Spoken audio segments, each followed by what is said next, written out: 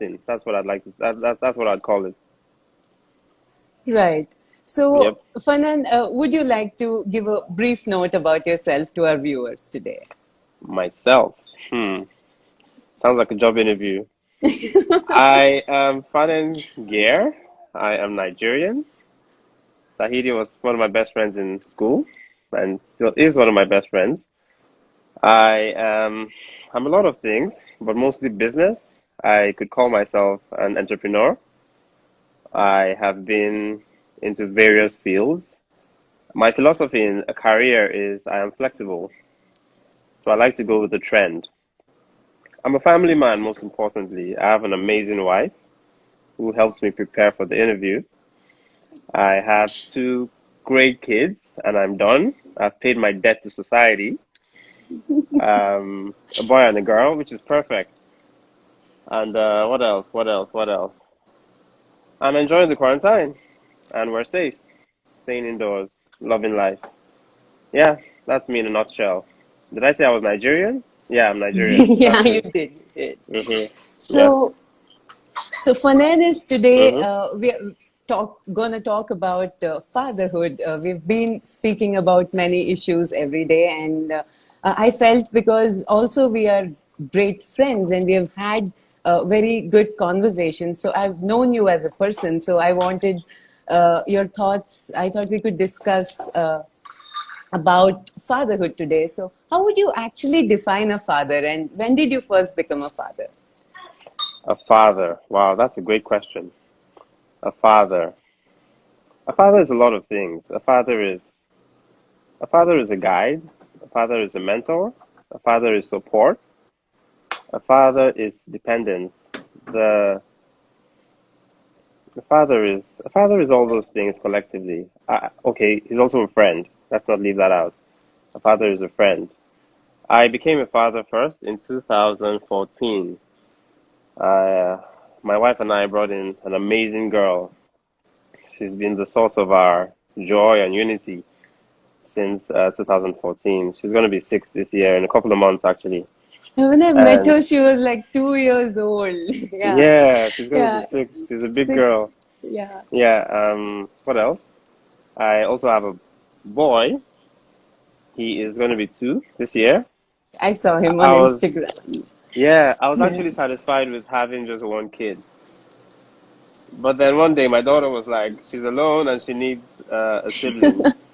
So she actually asked for him. And my initial reply was, when you get a job, come back and we'll talk about it. But yeah, my wife and I discussed it. So and we decided to proceed. Yeah, I hope there are no kids here. Definitely not. So we decided to proceed, which is, of course, a joy for us too. And we have a boy now, which is perfect, which is what we were hoping for, one of each. Right. Yeah. So, Fanan, how does it feel to be reborn again as a father? Because you're a different person from the day you become a father. And then, how is it, the transition? Because it would be not only like being born of a new person, it is like a new personality would be born inside of you. And the transition needs you to change along with it. So, how is it to reborn again as a father? I like the fact you use those terms because I'm very familiar with transitions. I like to say I've lived 2 lives. My first life was I was a rascal. I was basically what's wrong with society. And my second life is this life, which actually happened when I met my wife. She was kind of the catalyst that led to my change. And so I think I've learned to see life as a transition. So being a father is just part of the process. Um, I'm learning to give up more of myself as time goes by because the family units, as you can see in modern days, it's on the decline, and it's a time for families to step up. And by families, I mean the parents. So I consistently find myself giving up old habits, We're humans, we're selfish to an extent, but the moment you have kids, you learn to share your life. First of all, the moment you have a wife, you learn to share your life, which most humans don't like. And then with kids, that's even more complicated. You pretty much have to give up your life. Everything is about them. So I think it's a process, and I'm learning every day. Anyone who thinks is a professional at being a parent is most likely a fool when you look critically at them. So I'm just changing. I'm changing. I'm changing. I'm changing. Yeah, and I was brought up in an African home, and so the thing is, I like to say I've been to two extreme countries because Nigeria is extremely what's the word? Anyway, two extreme societies. So Nigeria is extreme to one extent. The US or Right. California specifically is extreme to another Right. extent. So there's the whole ideology in Nigeria where we believe kids are subservient to us. So kids are beneath us. So the kids have to listen while the parents. I think we spoke about this, and you told me how different India is. You said in India, parents India. actually Yeah, listen to we spoke a parents. lot about this. Yeah, yeah, parents listen to their kids. There's more communication, and I actually see this in a lot of Indian movies. But my own experience was you mostly have to listen to the adults, speak. They have all the wisdom, and they know it all.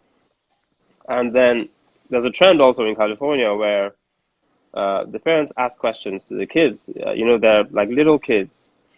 The kids are supposed to be the ones to dictate the way they want their lives to be.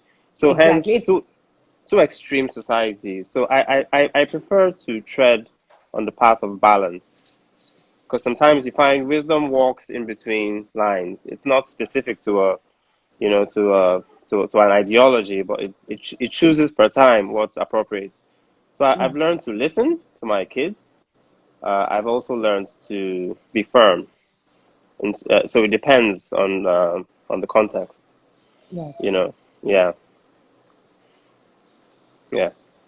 Does And that answer the question? yes, yes. Okay.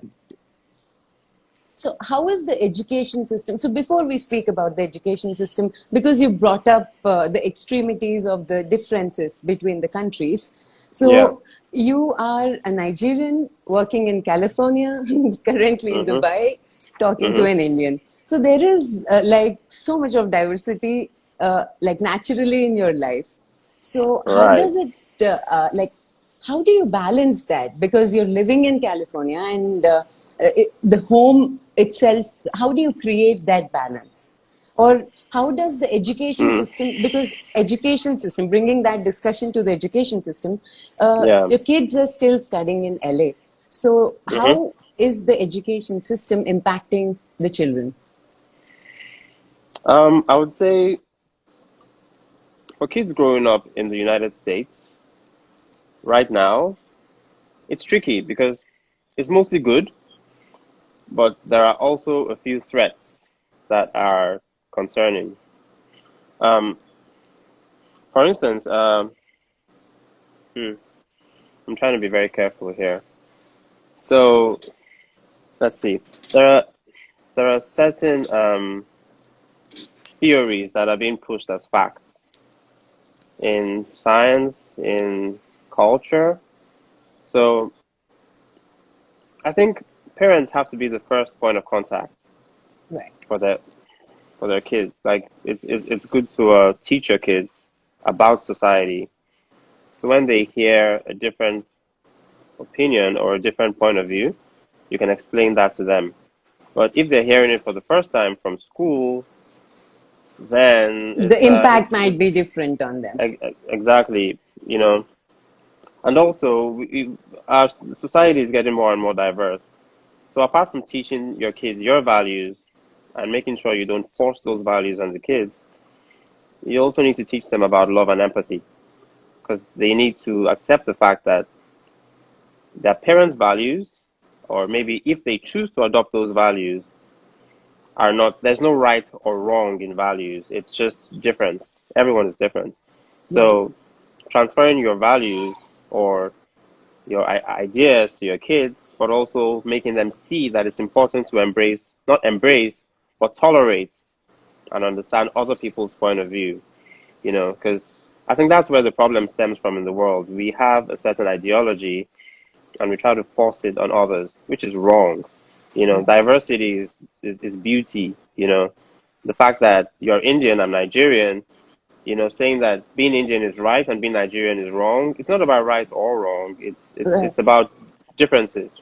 So being able to be amongst people who are different and learning how to accept them, love them, and put away the differences. I like to say arguments are allowed. So just teaching your kids those basic values, especially in a diverse society. You know. Right. So yeah, education in California is great. Apart from that, Right.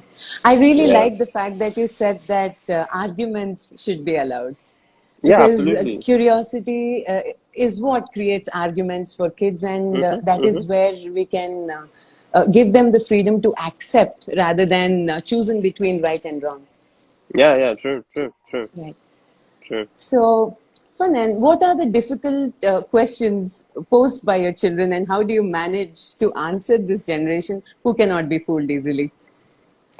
Wow, it can be it can be very embarrassing. So Yeah. I'll give you an example.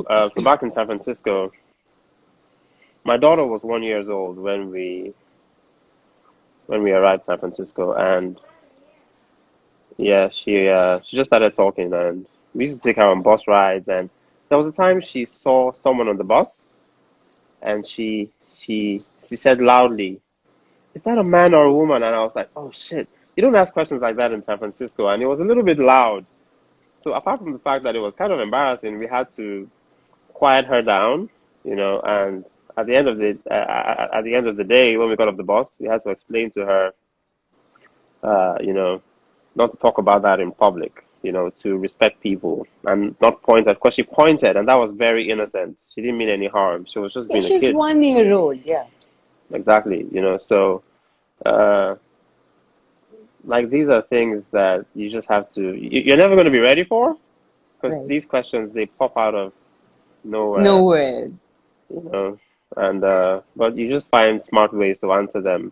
So in the past, parents would answer those questions with I'll call them false truths. I don't want to say Yes. lies, but they would try to hide their kids from, like, we couldn't talk about things like sex with our kids. But right now, as you said, kids are that's maybe they're smarter than we were, Yes, or of course. okay, I think it's the information. There's a lot of information out there. So if you tell Yes. them false truths, they're going to find out the truth, you know. So you try to pass the information in a wise but truthful way, like you tone it down a little bit. Like my kid has asked Right. questions about death, asked questions about she's very inquisitive, so we've had to answer questions and we both contribute. My wife and I come from one perspective. Yeah. Sometimes I go hard, me, and then she tones it down, so we try to make it work. And I know her also. I know her Yeah, also. yeah, Yeah. yeah. So yeah, we try to Yeah. make it work because I could be Yeah. like people die, get over it, and she could just yeah. So that balance of where there are two parents, especially, contributing to a kid, it gives them a rich experience in childhood. Right. Yeah. So, this reminds me of a small moment which I had with my niece. Hmm. She had a small kit, a doctor's play kit. So Okay. she was wearing that stethoscope, and she was trying to put the injection onto me. So I was acting as if I'm scared. Yeah. So the 2 year old is telling me, "Don't worry, it's a fake injection." Oh, wow. A So 2 year old. yes, 2 year old. A 2 year old is telling me it's a fake injection. Don't worry. Mm, So I was okay. shocked. I was like, "There's no way. Like, I have to be so careful before They're explaining anything." they're super smart. I was having a conversation with my wife yesterday also, and my daughter just brought it up today, and we're like, "So you were listening? Like she's playing on an iPad, but she's listening to everything you're saying, you know." So it's amazing. Yeah. Yeah, So, what is your comment on the gender roles in parenting? Because we were born in a different society and we were brought yeah, up in a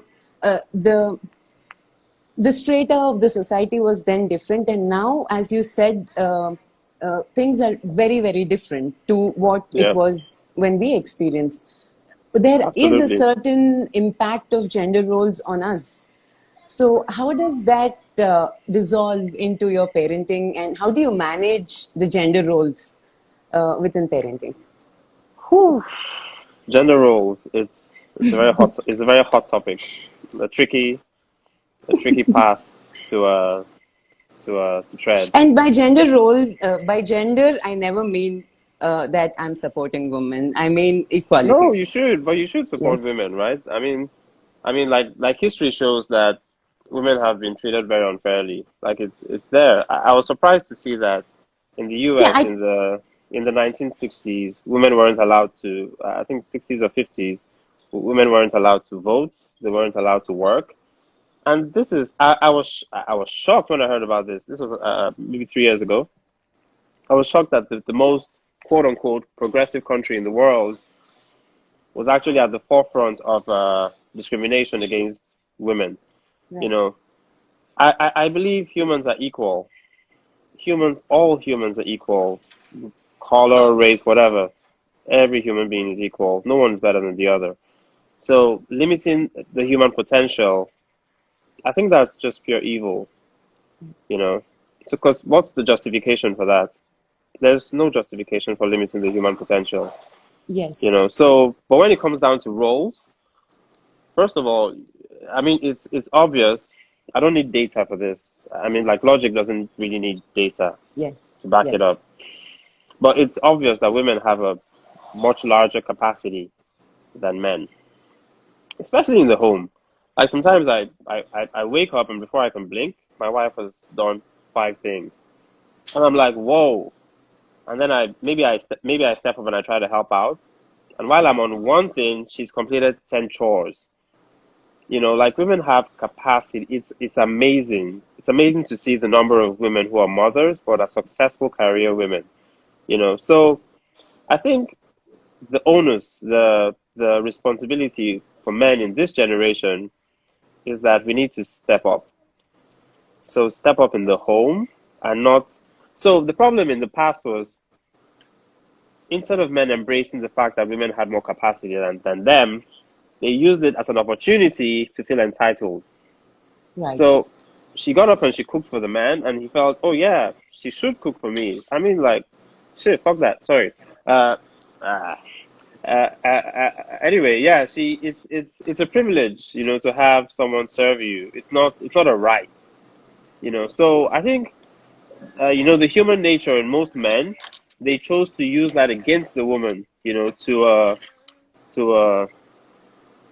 to it's like men were threatened by the fact that, well, if she can accomplish all this, if she goes out into the world, I'll be nothing, So let's make sure she stays at home, But I think it's time to realize that the more we let people free, we make people contribute their own. We encourage people to contribute.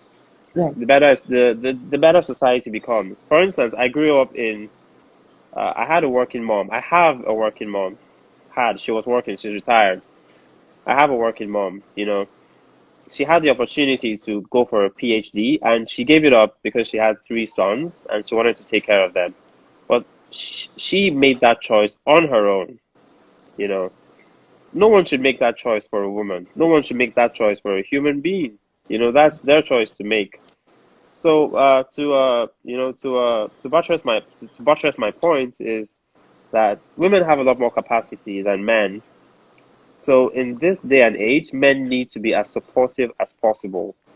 If that entails cooking, like I cook in my house, I'm not as good as my wife, but at least I make some killer pasta.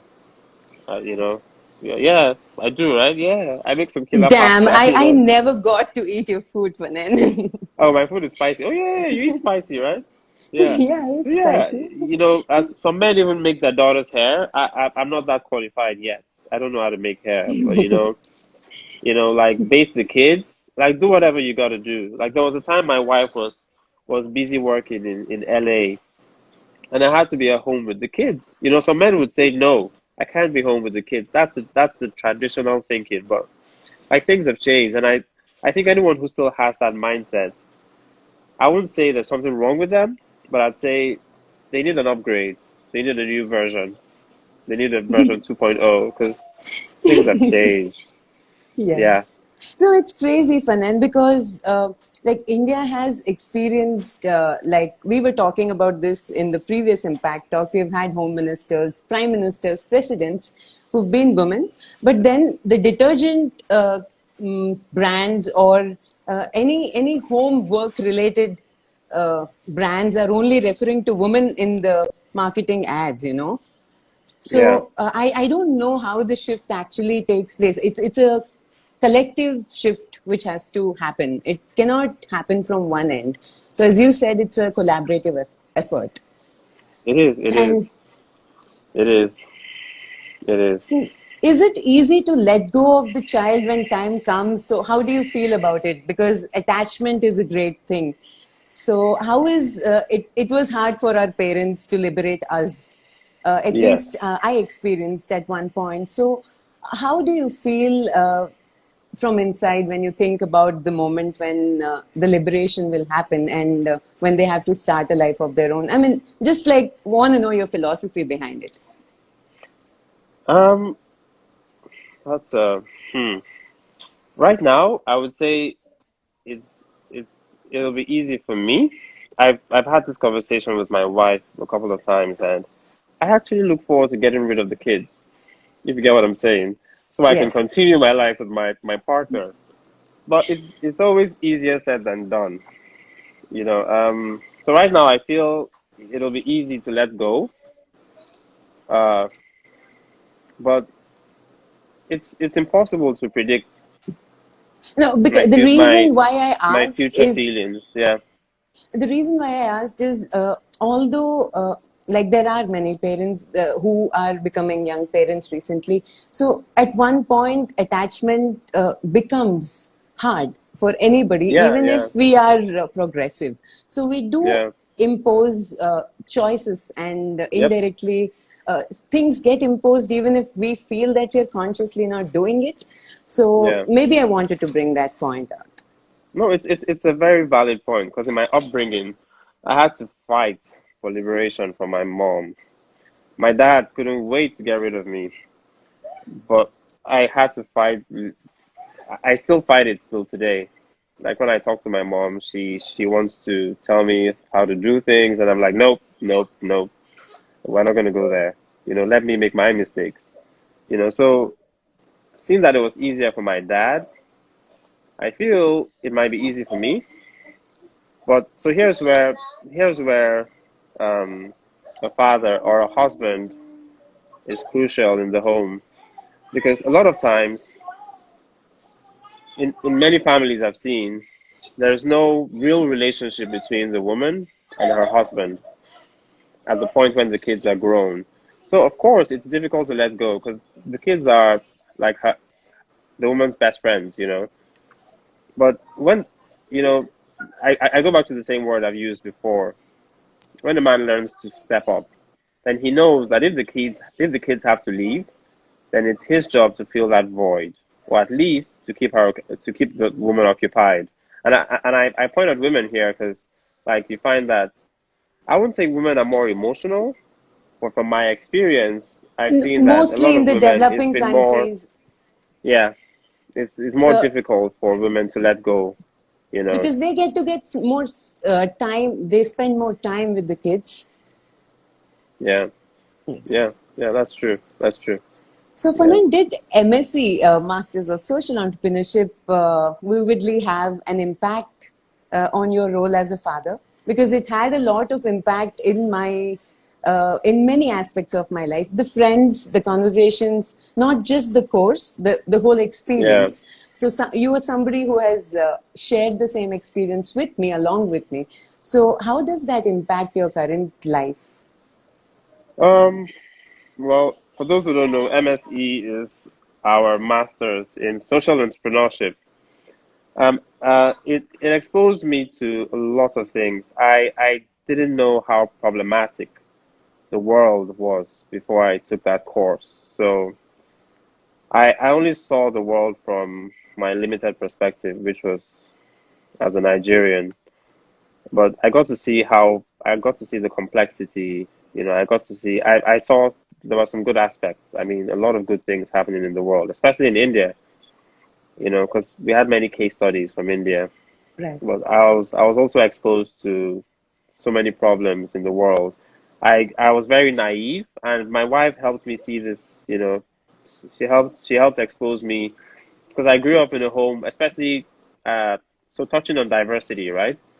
Or equality. I grew up in a home where my mom made her career choices on her own. She wasn't forced to be a housewife. I also have a sister, one sister, and actually she was the only one who my parents planned to send to a private school. So she was actually treated preferentially. So I wasn't exposed to the societal imbalance that women face. I didn't know much about, the problems women faced in the home. I only knew about that in the northern side of Nigeria, which is predominantly Muslim, which is part of their religion. But I wasn't exposed to it. So when I heard about it in MSc, it was troubling, especially knowing I have a daughter. And when you have kids and you hear about the problems in the world, you can't ignore them because you're thinking about the future of your kids. So I guess I'm poised to try to make changes, not only in my life, but also in the work environment. So my plan is to, of course, get to the top.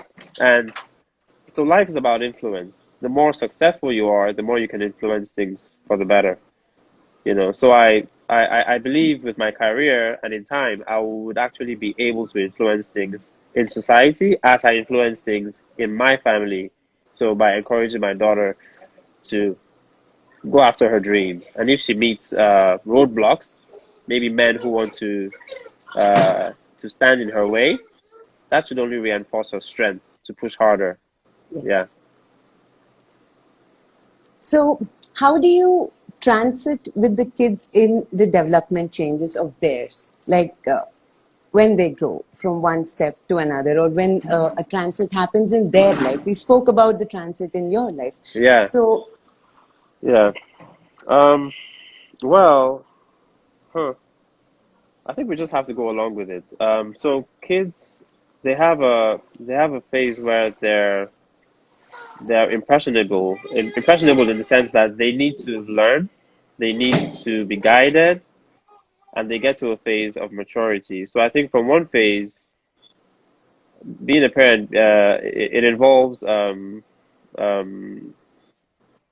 giving them the support and okay, let me just say this in the way I want to say it. It involves being strong enough to teach them the way to go. And then they're going to get to a phase where you need to let go and be a friend. So I think it's a day by day process, and some of these changes happen so rapidly. Like my daughter would wake up and she wouldn't want something, maybe something we gave her to eat. She would say, "No, I don't want this anymore." And she does a lot of research, so she would wake up and say, "This is not good for me." So there are times when we need to tell her, no, actually, this is good for you, and prove that to her. And there are times when we need to go along with her right. growth. So I think that parenting requires a lot of flexibility. Yeah, pretty much. When you usually communicate with your children, do you Yes. still find that they are also still in today's context Yeah. exposed to gender roles or inequality? In today's context. Because like, Huh. see, if somebody, if a kid is watching TV in India, they'll think they will still feel that washing washing vessels is a woman's job. My mom should be Mm. doing it. So that is what they're seeing in the on the TV every day. Right. So Right. do you think There's that is still there? yeah, of course, it's still there. A lot of it is still there on TV. It's yeah, it's there. But I think kids are directly influenced by their upbringing first Right. before Okay. uh, the societal opinion. So, using my home as a case study, my daughter knows her dad cooks, and she knows her dad cleans. She knows her dad bathes her. So she doesn't see. She knows that these are flexible roles. They're not rigid roles for a specific gender. They're actually flexible roles. She knows if her mom is busy. Sometimes even when her mom is in the house, she would ask me. She'll say, "Daddy, I'm hungry," because she knows food can come from her dad or her Or mom. mom. You know, Right. So I think that's the best way we can influence. If we want to see a change in society, that's the best. That's the best way I can influence it. You Right. know. And then if she meets a man who says, "You got to cook for me," it would be so alien to her. It would be Right. so past century that she would wonder where's this guy from? Yeah. Old school. You get yeah, Yeah. yeah, yeah, pretty much. So, but then my last question is, what finally changed in you after you became a father, which is irreversible? What changed? What changed? I guess my drive for success. That changed for good. It changed so much that I used to have a I used to be a stoic. Like I had this I don't care attitude towards life. I couldn't be bothered about a lot of things. But it's changed so much that I actually find my blood pressure going up, because I really want, you know, I really want, I know what it means to be able to give your kids the gift of being successful, because it's a gift to see that my parents could actually achieve this. It gives them an early start. So I guess that's the main thing that has changed. And also my language it's changing. It's still in the process of changing. Yeah, because I used to curse a lot, and now I watch my language a lot. And also TV. I love action bloody movies, but I don't get to watch movies anymore because my daughter she wants to know what you're watching. She wants to control what you're watching. She tells you she actually checks the age of the movie. She's like, but that's PG-13. And then I'll go like, but aren't you 14? She'll go like, no, I'm only 5. So yeah. So yeah, it's all about sacrifice. That's being a parent. Yeah, tough choice. Yeah, It was really nice. It was an amazing conversation, Fanen. yeah, always a pleasure. And Always we a should do pleasure. this more. We should do this more. Yeah, only you have successfully taken me out of my hiding. Normally, Yes, I would yes. never take an interview. You know what? When I So, was thank you. thinking about you first, I was not even sure that you would say a yes. I Yeah, I thought I'll put some effort, but I was so surprised when you said yes, just like that. yeah, I had to think twice. My default answer was nope. No, I'm not gonna Yeah, do I it. know your default answer. Yeah, Yeah. So yeah. yeah, You, yeah. Thank you you. It's been a great opportunity. I don't regret it for a second. I love it. Thank you. Thank you so much, Thank you. Fanan. It was a really Yeah. nice conversation. Yes. Sure. So, thank you all for watching. I'll see you Thank you. tomorrow with another live. Yeah. And keep up Yes. the good work. Yeah. Thank you so much, Fanan. All right. Bye. Say hi. Say hi to everyone at home. I'll do so. Cheers.